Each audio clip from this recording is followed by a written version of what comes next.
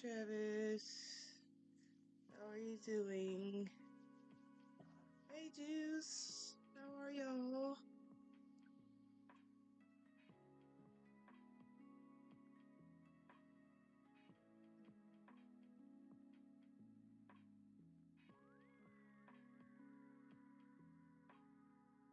Good, good.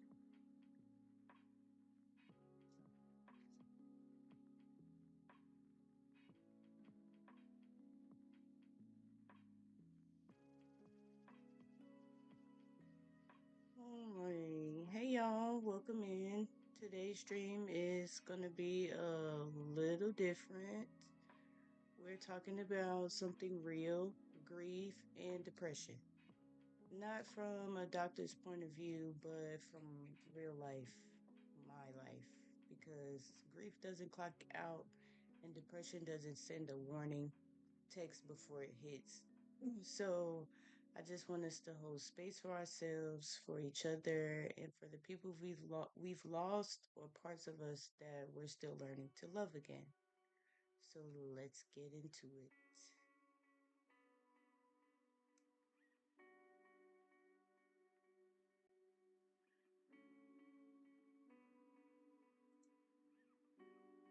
So today we have a little presentation here that I put together, and it's going to basically help me get through today's discussions and whatnot. Um, Part one is understanding grief. Grief isn't just about death, it's about loss. That can mean either losing a person, losing a job, losing a version of yourself, losing your home, or even losing your peace. Of course, we all know the stages of grief. If we don't, they are as follows: denial, anger, bargaining, depression, acceptance. They aren't linear. You can bounce between them. Everyone grieves differently. Comparison is the thief of healing. In other words, comparing your grief with other people's grief is not good. It hinders your healing process.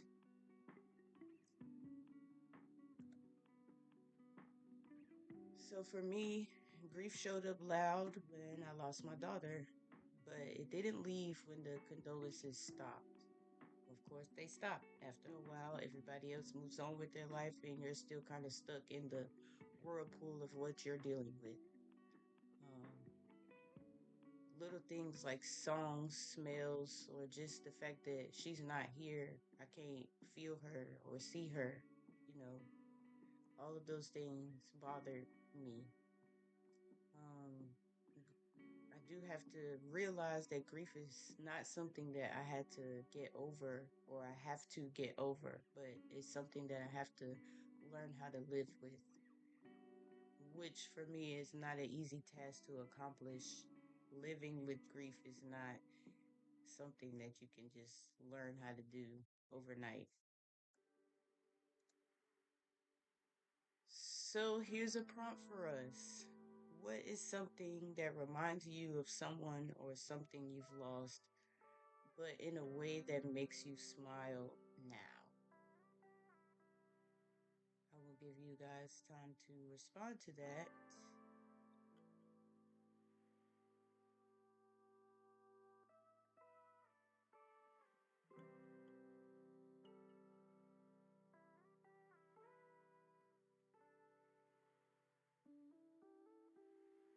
That's true, Trav. Often we do lose those things at the same time. Very true. Hey, Cam. What's something that reminds you of someone or something you've lost, but in a way that makes you smile?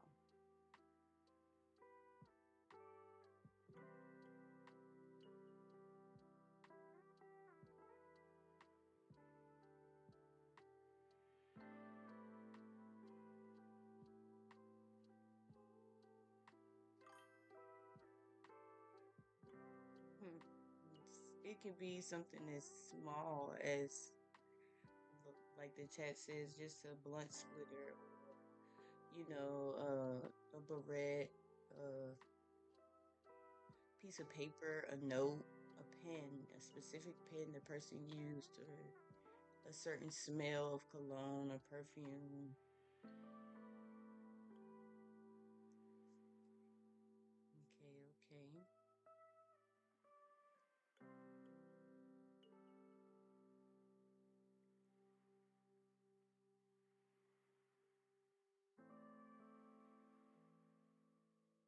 It's important for us to know that our story still matters. It may feel like no one wants to hear it. It may seem like no one cares.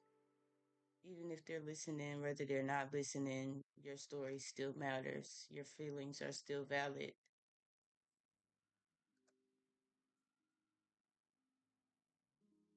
The weight of depression. Depression can feel like emotional exhaustion, not always sadness. It's often connected to grief, but can exist on its own. The hardest part is the guilt, feeling like you should be better by now. Healing doesn't mean forgetting, it means making space for new joy.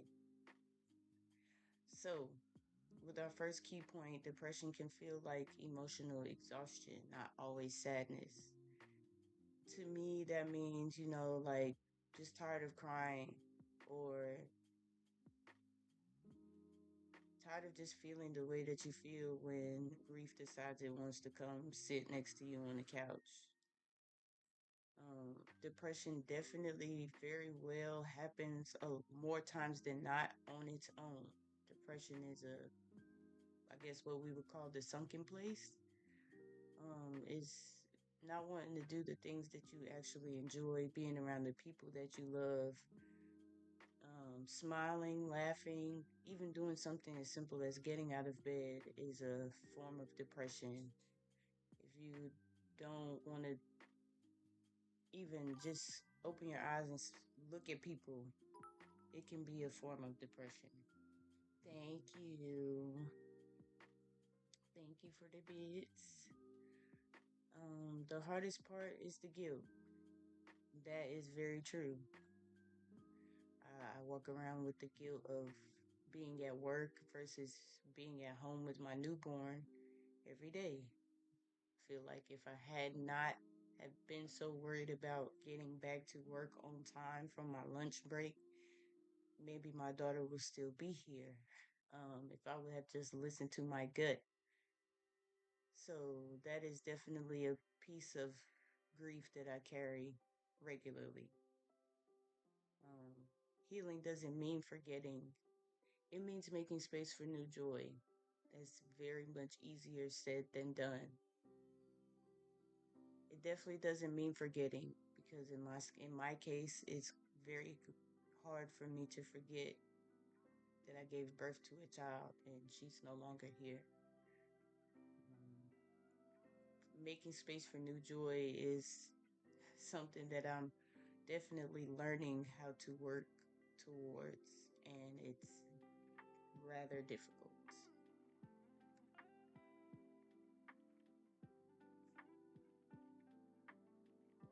So, I got a personal moment for you guys. When I was in my darkest space, I wasn't crying.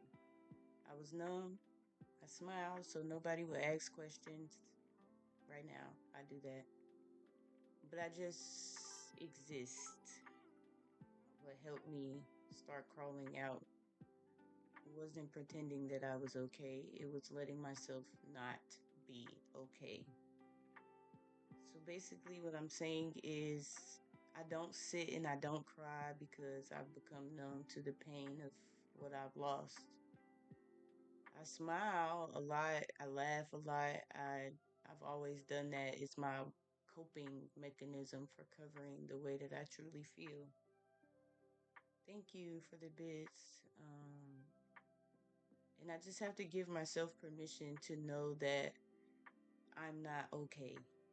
And that's okay. It's okay for me to not be okay.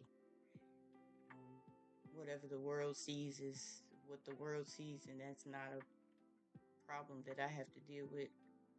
So Any day that I just ain't feeling it, I don't beat myself up about it.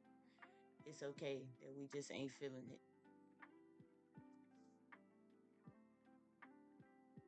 So, if you've ever felt that numbness, like your emotions just turned off for survival, type real talk in the chat. Just want you to know that you're not alone in that.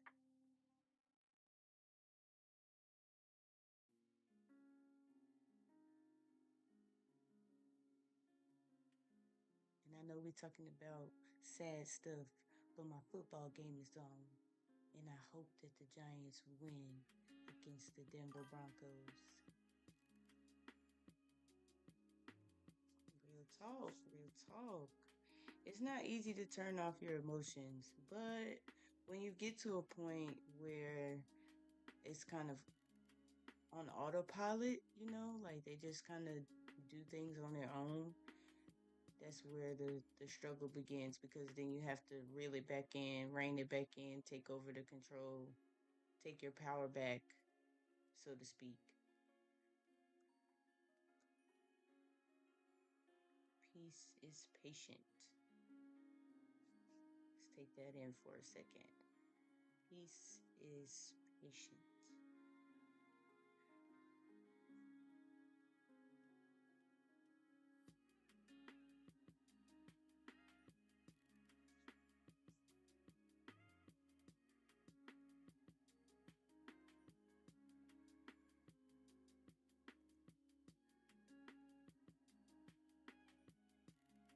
So I may or may not need to find a couple of new coping and healing tools, and I'm hoping that I can share some of those ideas or things with you all.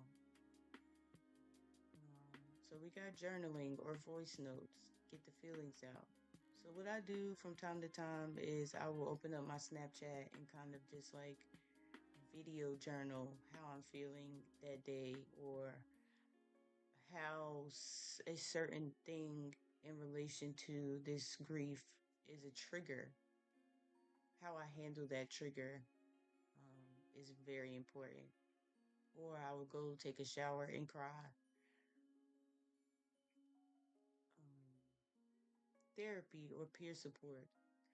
Let's normalize, especially in the African American community, let's normalize being okay with therapy or peer support. Peer support meaning people who have dealt with the same pain that you have dealt with. Talk to those people.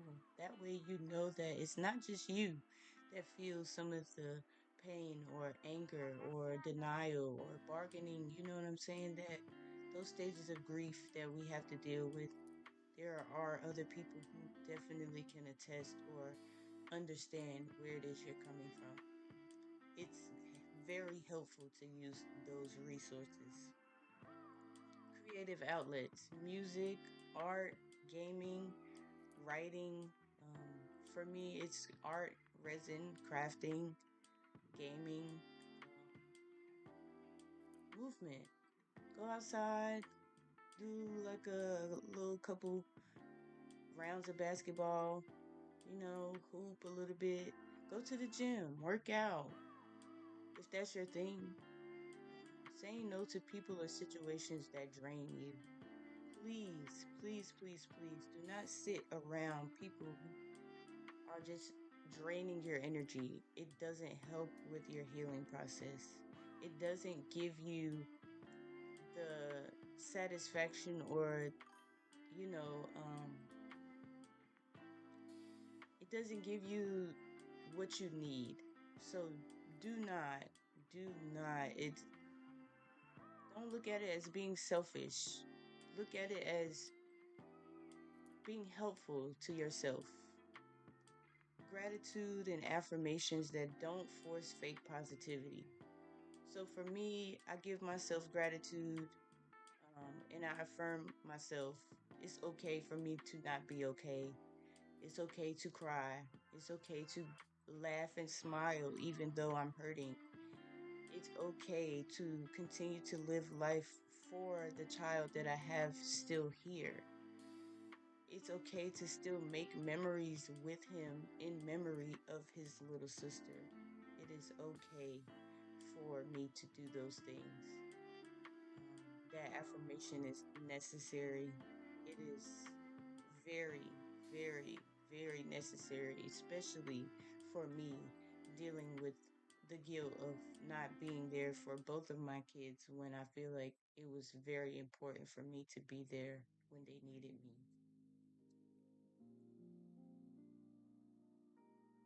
So, coping and healing is actually how Split Hearts started. Not because I am healed, but because I am hurting. I was hurting very bad. I'm still hurting very bad. But I needed something, somewhere, someone to listen or to know, something to do or say, somewhere to put my frustration and my pain and my hurt that didn't eat me from the inside out.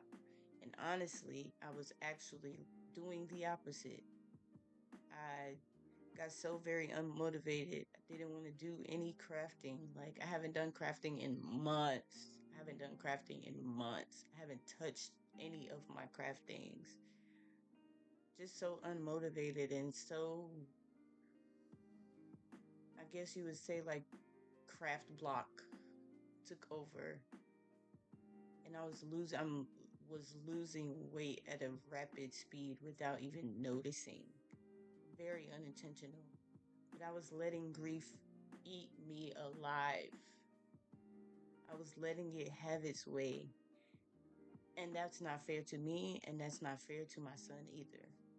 So I had to put my big girl pants on and get it together. You know what I'm saying? Like, get the creative juices flowing again and realize that the whole reason that this started in the first place was so that I could help other people who are just like me. People who are like me of color, because we tend to be the more apprehensive to help or support that we need when we are dealing with this.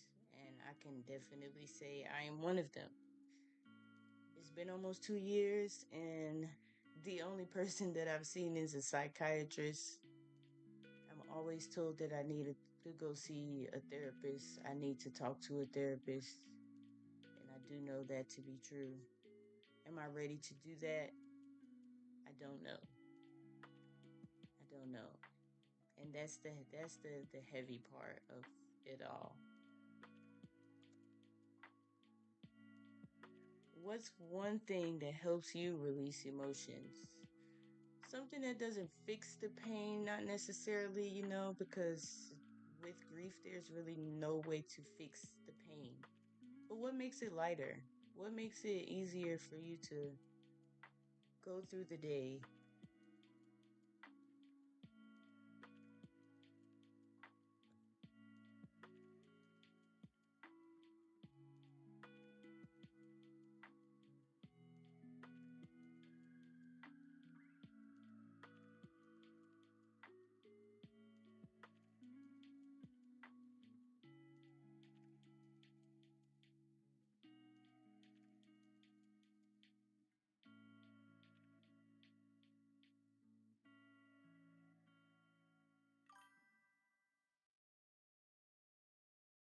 Friends and prayer.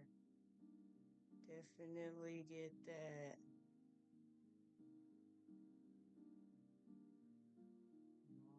I gotta fix my nightbot. I'm sorry, Shawty. I did not mean for it to do you like that.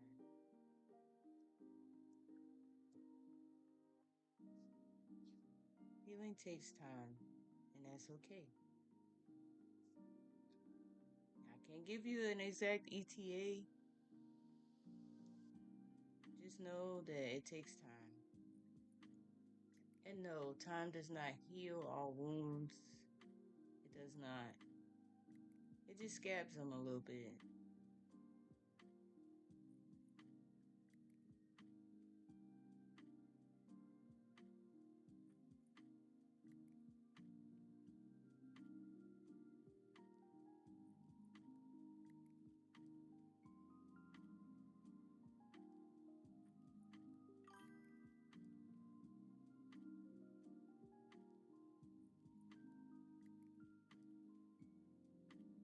Spirit, humor, and hope.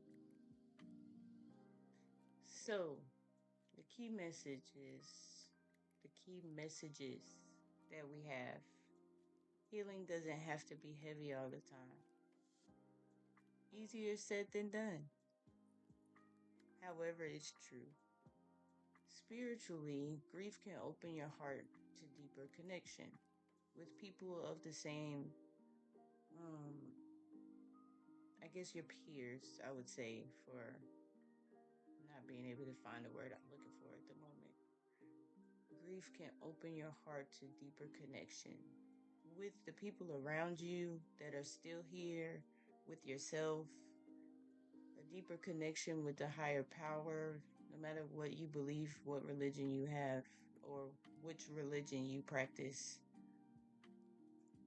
Humor and light moments don't disrespect your pain. So, laughter, jokes, smiles, they're not disrespectful to the ones you've lost, even though they may still feel that way. They just remind you that your soul still wants to live, even though you may feel like you don't.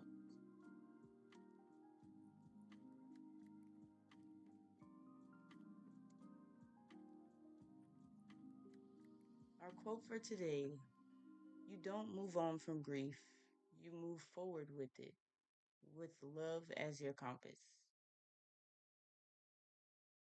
Our personal close, my personal close. Even now, there are days I cry and days I laugh until I snort. Both are healing, both are sacred. And if you take nothing else from this talk today, take this. Your grief is proof that you love deeply, and that kind of love never dies. Let's end on this. Drop an affirmation in the chat for yourself. Something gentle like, I'm still here, or my healing matters. I'll read a few out loud if y'all don't mind.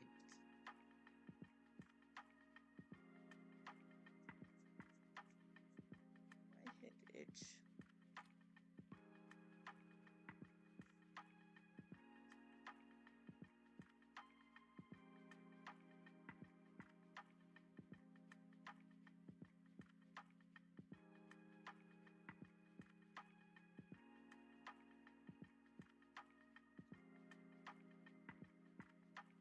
And it's okay if you would like to keep your affirmation to yourself. Just know that it is very important to positively affirm yourself in your healing journey. So, my affirmation is my healing matters, and I'm still here. And it's okay to not be okay. It's okay to cry. It's okay to be sad. It's okay to not be in the mood. It's okay. In closing, I know today's stream wasn't very long, but I thank you all for sitting in this space with me. I hope it was a little bit eye opening. Healing isn't linear, but you don't have to do it alone. Remember to hydrate, rest your spirit, and if you need to cry, cry. If you need to laugh, laugh loud. Both are medicine.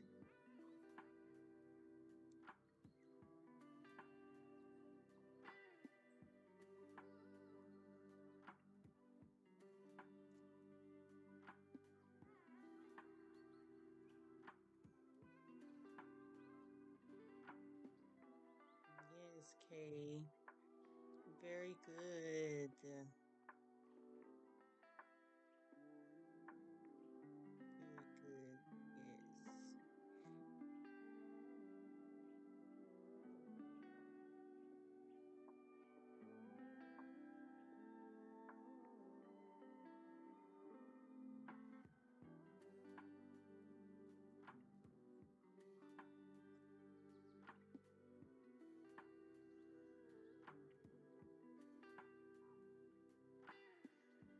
love you guys. I appreciate you guys being here. It really means a lot. It also helps me realize that it's okay for me to talk about this with people that I don't know. In fact, it's better for me to get these things off of my chest. It's better to get it out. It's better to have the platform to express how grief makes people feel without them even understanding or knowing what it is that they're going through. Being emotionally aware is what helps me cope or navigate a little bit better. Because had I not been emotionally aware, I don't feel like this journey would be, I'm not going to say easy, but it wouldn't be as smooth or as,